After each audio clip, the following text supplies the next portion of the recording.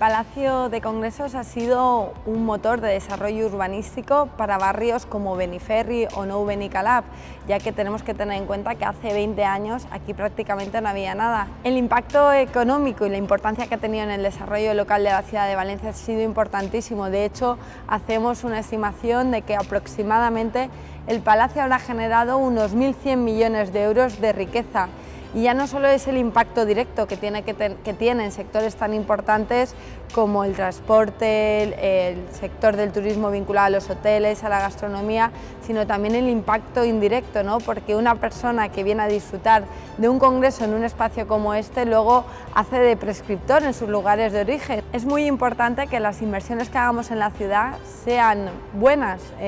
a medio y a largo plazo para Valencia. Por eso creo que es paradigmático, ¿no?, que precisamente esa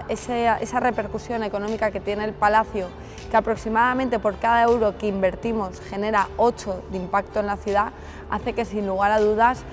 tengamos que seguir apostando por invertir en el Palacio de Congresos. Tenemos que tener en cuenta que el Palacio es un edificio diseñado por Norman Foster y por lo tanto es un icono de imagen de ciudad a nivel arquitectónico, pero también tenemos que tener claro que el Palacio es el principal eje sobre el que vertebra un tipo de turismo fundamental para Valencia, que es el turismo de congresos y eventos. La ciudad debe de seguir apostando por mejorar su palacio, porque desde luego cada vez hay más competencia, no solo a nivel nacional, sino también a nivel internacional, en un contexto en que cada vez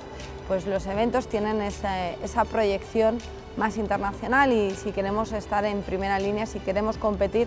como decía antes, Valencia tiene que seguir apostando por su palacio para que siga siendo competitivo y por lo tanto para que pueda seguir siendo un motor que genere economía y que por lo tanto genere empleo y bienestar en Valencia.